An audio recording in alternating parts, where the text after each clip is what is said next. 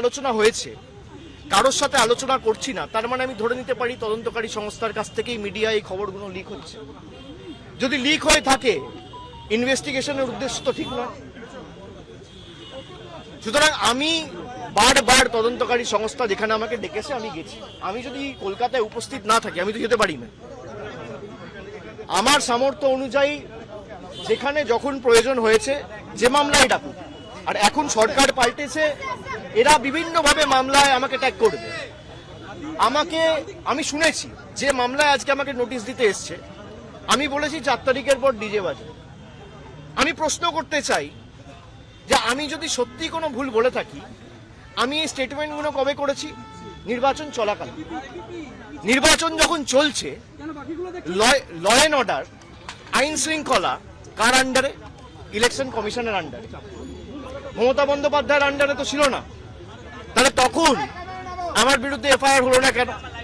Election কমিশনের বিরুদ্ধে complain হলে ইলেকশন কমিশন আমার বিরুদ্ধে ব্যবস্থা নিল না কেন? তার কারণ আমি যদি ডিজে বাজানোর কথা বলে থাকি, দেশের স্বরাষ্ট্রমন্ত্রী বলেছেন তৃণমূলের লোকেদের উল্টো করে ঝুলিয়ে দিয়ে সোজা করে দেবো। প্রত্যেক ক্রিয়ার সমান এবং বিপরীত প্রতিক্রিয়া রয়েছে।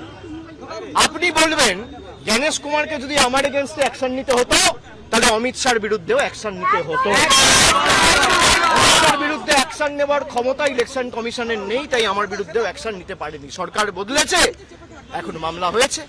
তাহলে আমার বিরুদ্ধে যদি মামলা হয়, আমি ডিজে বাজাবো বলে, তাহলে অমিত শাহর বিরুদ্ধে এফআইআর হবে না কেন? আমরা তো কোর্টে মুভ করবো। তদন্তকারী সংস্থার কাছে রাজ্যের মুখ্যমন্ত্রী যদি এই কেস আমি বাংলা থেকে বহিরাগতদের আক্রমণ করেছি বলে আমার ভাষণে এই তদন্তভার সিআইডিকে দেওয়া হয়, তাহলে যে বহিরাগতরা এসে বাঙালিকে আক্রমণ করেছে সেই মামলার দায়ভার কেন সিআইডি বা সিবিআই কে দেওয়া হবে না? এই প্রশ্ন তো উঠবেই। এই প্রশ্ন তো এড়িয়ে যেতে পারে না।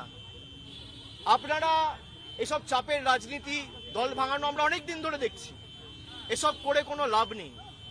30 লক্ষ মানুষকে আপনারা ভোটার তালিকার বাইরে রেখে ভোট করেও তৃণমূল 41% ভোট পেয়েছে।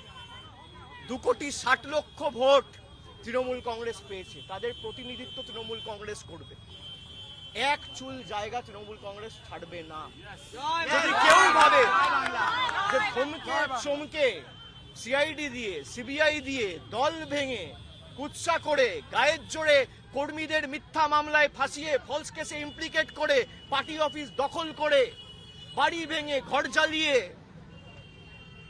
তৃণমূল কংগ্রেসকে দমিয়ে দেবো, সিপিএম এর বিরুদ্ধে লড়াই করে 34 বছরের জগদ্দল পাথরকে সরিয়ে তৃণমূল কংগ্রেস ক্ষমতায় এসছে মানুষের আশীর্বাদ নিয়ে।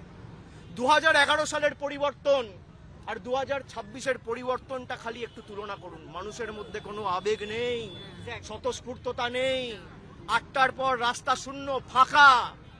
বিজেপি বিজয় মিছিল বার করতে পারছে না। যারা বড় বড় ভাষণ দিচ্ছেন, আমি বলবো রাজনৈতিকভাবে মোকাবিলা করুন। মানুষ যদি আপনাদের জিতিয়ে থাকে, মানুষের জন্য কাজ করুন। মানুষ বুলডোজারের জন্য ভোট দেয়নি, মানুষ কর্মসংস্থানের জন্য ভোট দিয়েছে, শান্তি শৃঙ্খলা সম্প্রীতির জন্য ভোট দিয়েছে। মানুষ উন্নয়নের স্বার্থে ভোট করুন। উন্নয়ন, দিল্লির সাথে লড়াই করে টাকা আনুন।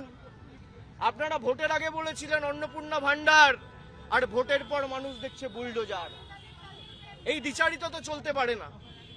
আমি মিডিয়ার বন্ধুদের বলবো, কোনো স্পেকুলেশন, কোনো আলোচনা না করে যদি কেউ ভুল তথ্য পরিবেশন করেন, আমরা কিন্তু বাধ্য হব হাইকোর্ট, সুপ্রিম কোর্ট অব্দি যেতে পৌঁছাতে। আপনাদের দায়িত্ব, আপনারা সঠিক তথ্যটা মানুষের কাছে উপস্থাপিত করবেন, পরিবেশন করবেন। আপনারা রটনাকে ঘটনা বানিয়ে দেখাবেন না।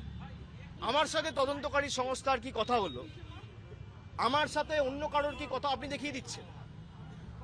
আমার সাথে রাহুল গান্ধীর মিটিং হয়েছে, তৃতীয় ব্যক্তি কেউ নেই। আমি আর রাহুল গান্ধী কি কথা হয়েছে আপনারা জেনে গেছেন। আমিও মিডিয়ার সাথে কথা বলিনি, রাহুল গান্ধীও। আপনারা জানছেন কোত্থেকে? আপনারা আপনাদের মতো স্পেকুলেট করে খবর যা পাচ্ছেন বলে দিচ্ছেন।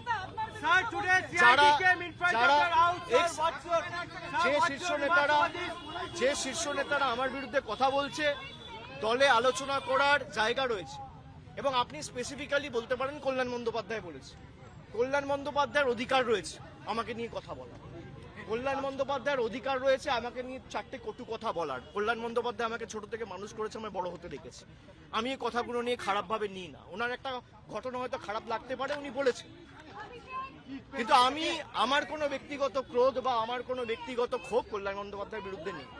আমি তাকে আগেও সম্মান করতাম, আগামী দিনেও করব। अब हिंदी नहीं यार बोल दिया।